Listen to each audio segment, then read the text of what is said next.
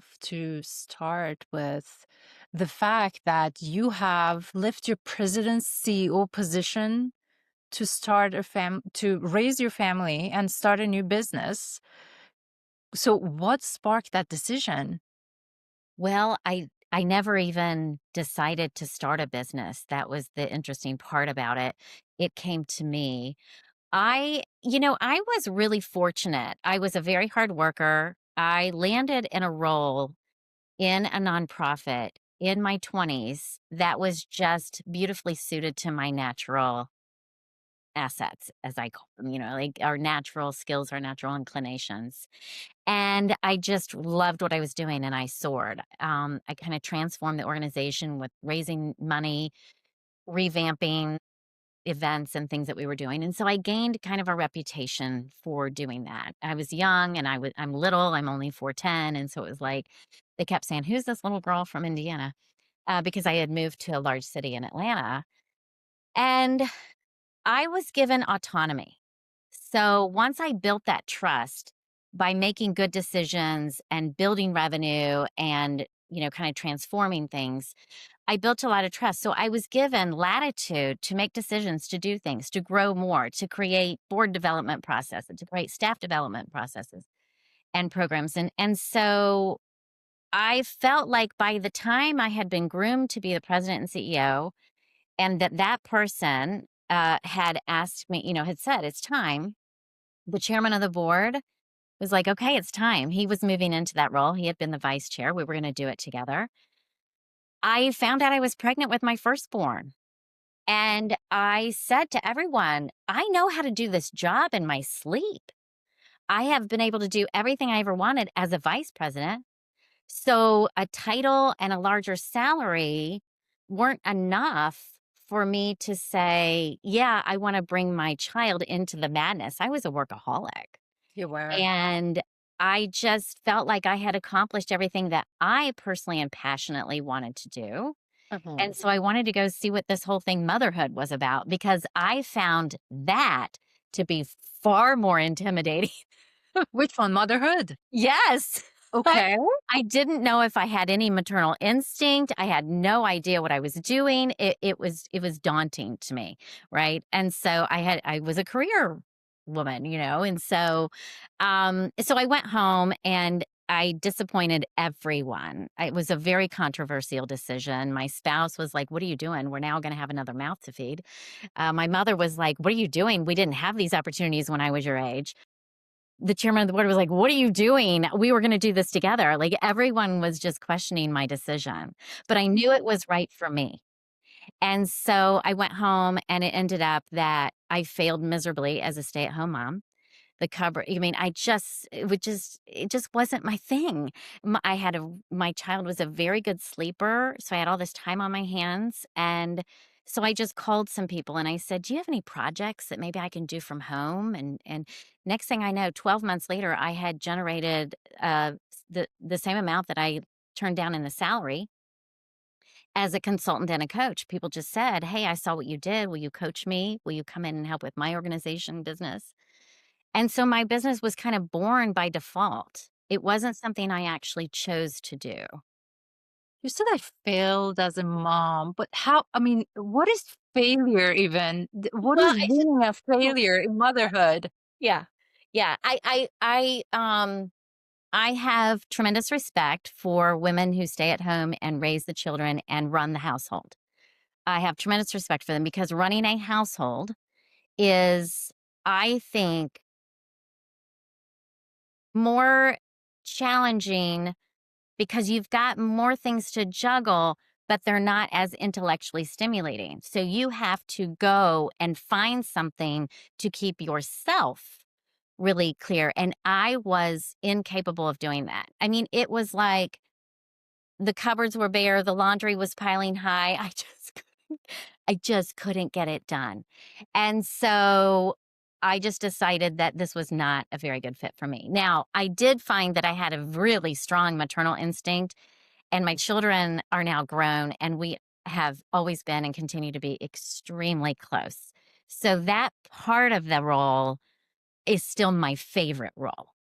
I just missed, using all of my other skills and having the intellectual challenges of the strategic part of being a leader. And um and I found that I personally was very motivated by helping as many people as possible, which I always felt like I could do as a coach and a consultant. And so I just was not a good homemaker. I just wasn't. And so I just had to kind of wave the white flag, surrender, and say, I think I should probably do something different." That's how you created your business? I did, and I really have been operating on word of mouth for 23 years, so I laugh a lot and say I never did really create the business.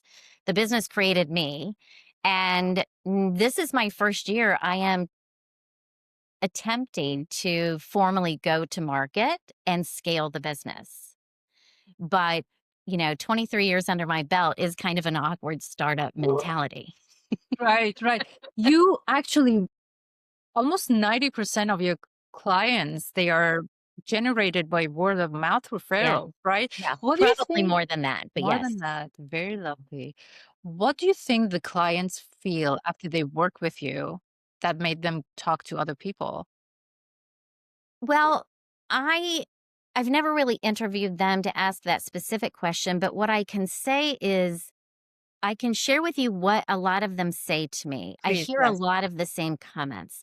And in my assessment process, I will often hear people say, "Oh my gosh, you got that in less than an hour? I've been going to therapy for 20 years." Or I'll hear someone say, like, I worked with a Fortune 500 executive who said, "I've been doing this for 30 plus years and I've never had anything like this before." What I help people do is transform. So their self sabotaging factors or their vicious cycles or whatever it is that they've just really been frustrated by for years, that's the nut I crack for them.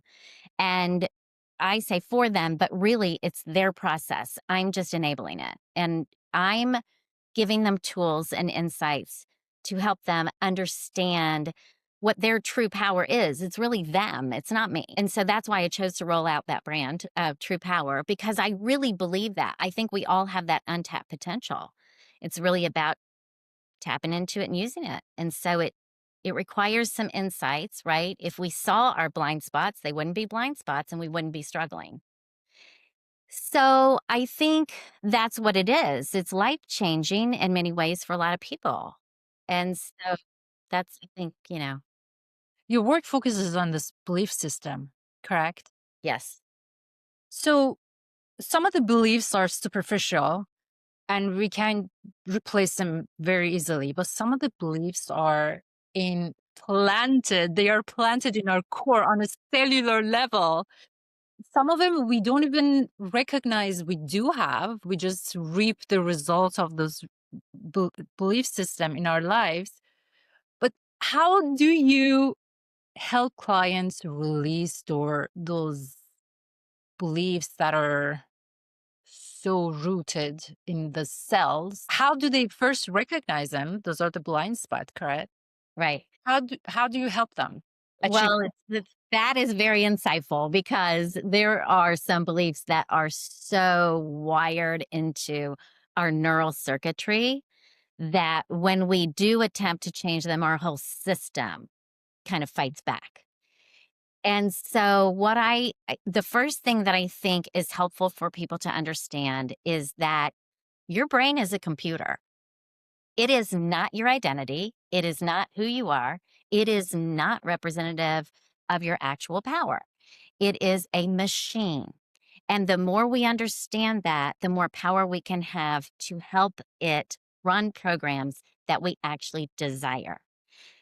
So, the goal for everyone without their knowledge is to be in alignment, right? We choose goals that are very tangible. I want to achieve this thing.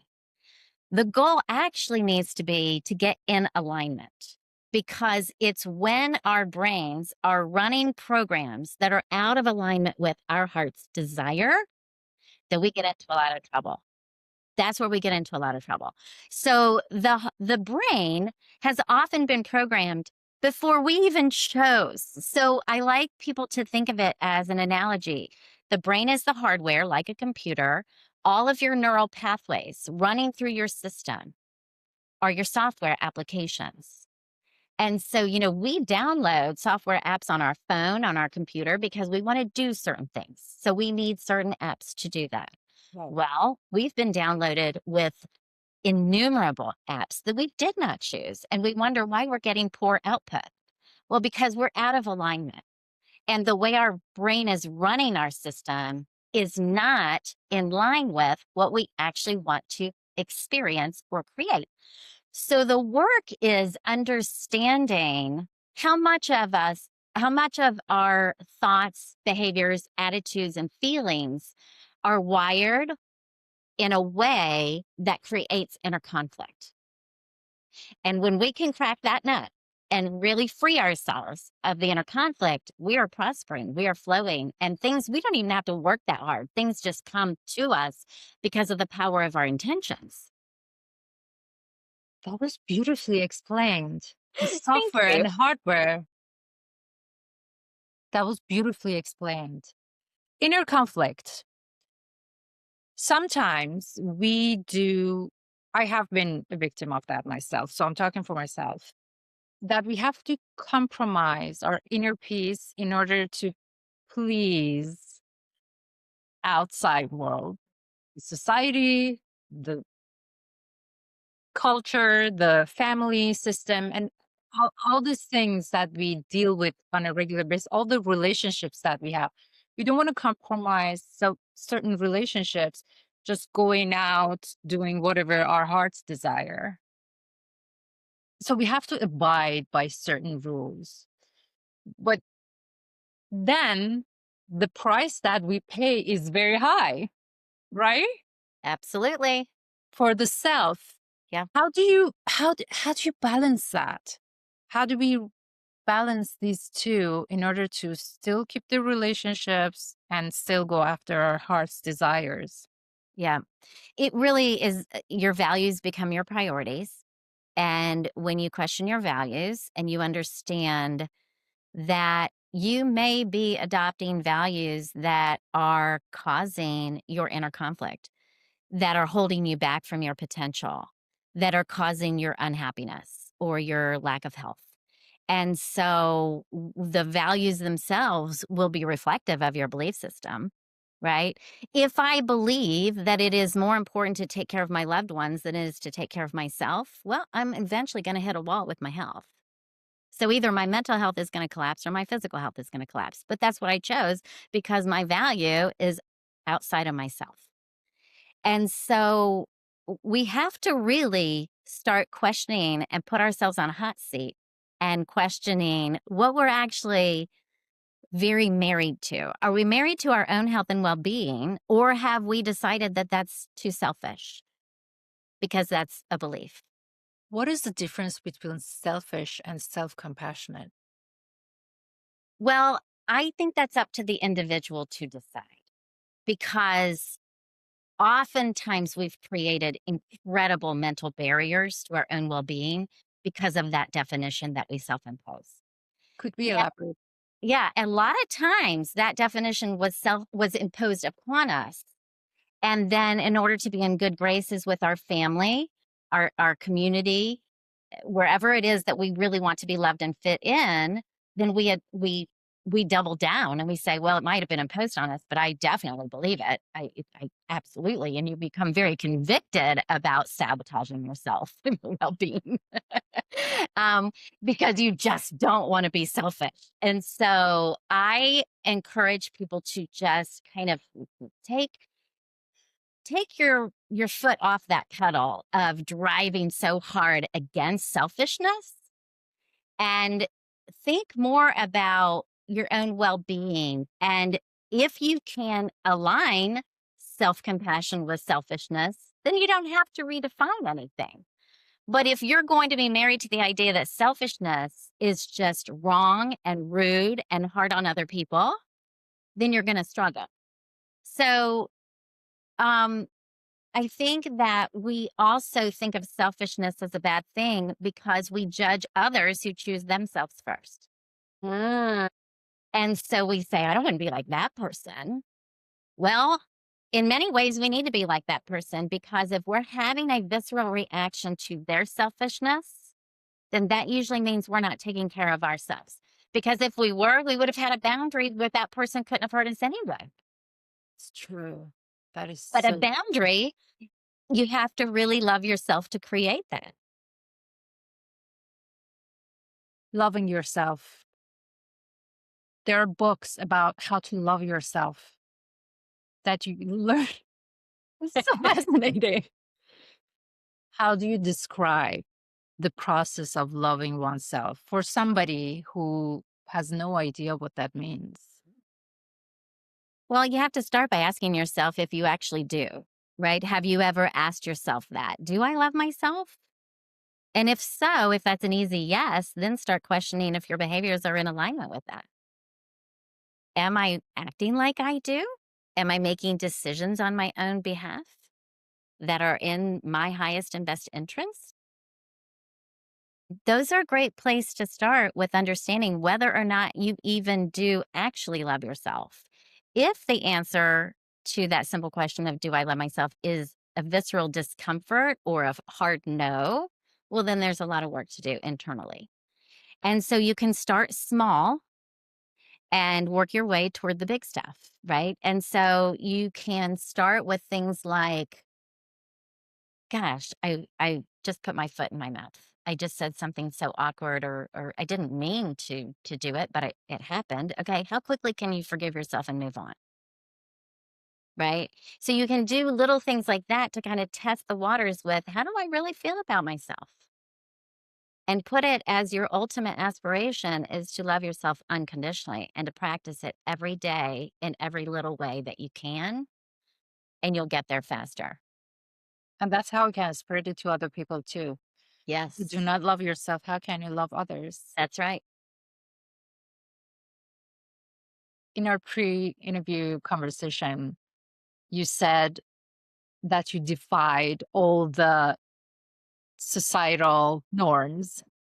Well, all of them. And what is the most significant moment for you that you will never forget?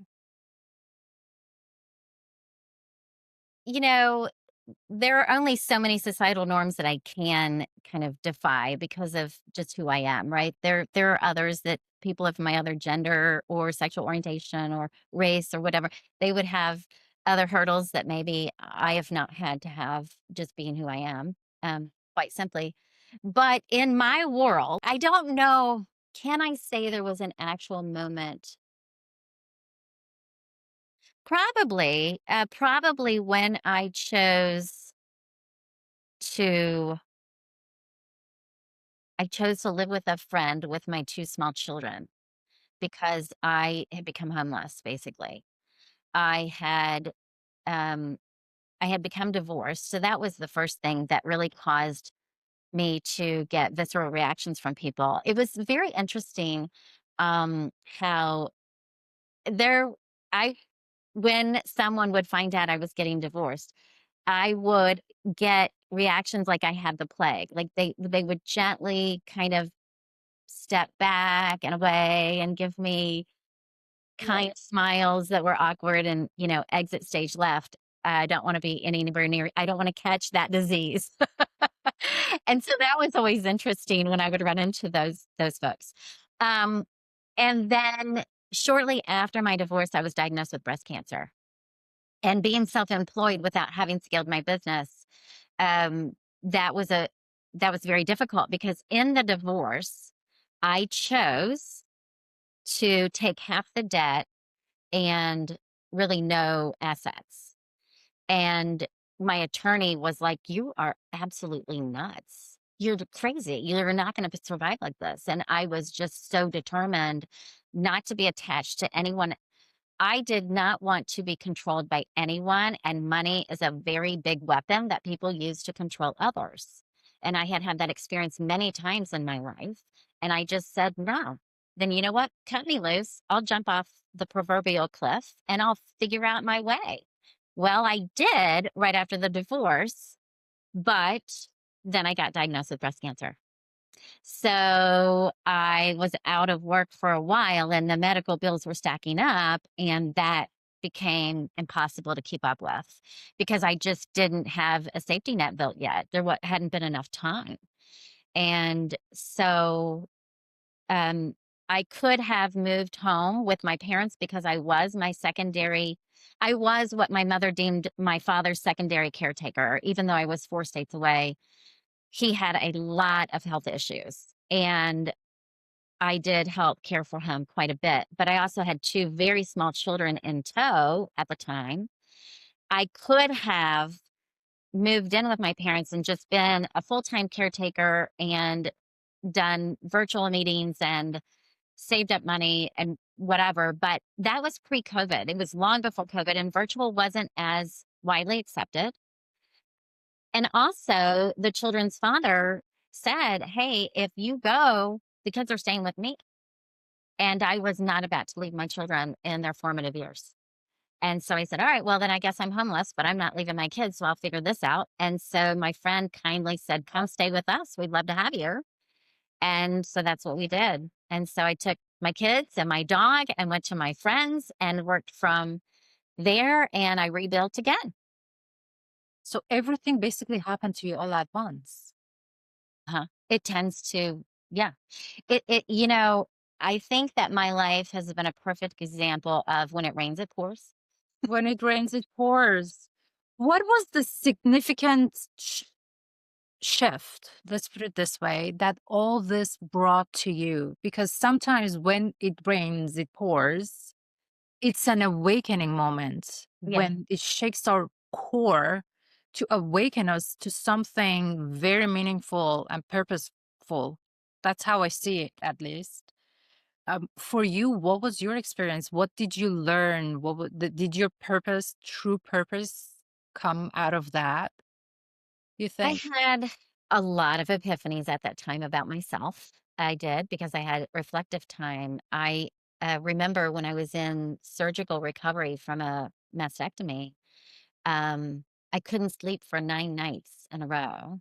So I kept a laptop under my bed and wrote a screenplay about it. Since I couldn't sleep, I thought, well, I need to channel these feelings, these thoughts. So I wrote the screenplay that was loosely based on my true story, but I tried to embellish some characters and make it funnier. But the bottom line was I realized that while I had spent my whole conscious life being extremely grateful for having been adopted as an infant, the irony was that it was that act when I was born that caused so much of my hardwiring to be self-sabotaging because I always put everyone's well-being before my own. Always. Did your screenplay turn into a movie? I haven't shopped it around. It's just in my computer still all these years later. I called it treasured chest. Did you? Oh, Yeah. that is so. Is it a comedy? Well, it's I would say it's a dramedy. Dramedy. I'm a filmmaker, so I'm very interested in this. Oh, well, we'll need to talk further then.